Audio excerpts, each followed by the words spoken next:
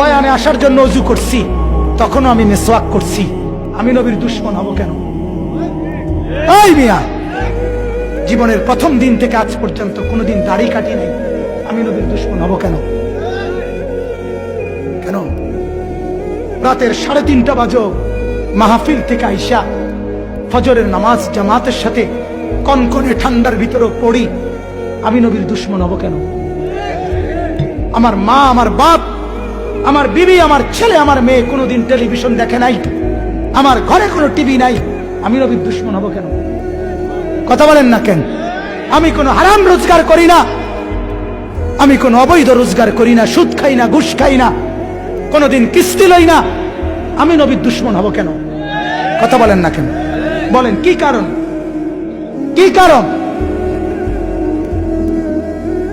আপনি বিড়ি খান, আপনি নবীর আসে আলাপ মারণের জায়গা পান না?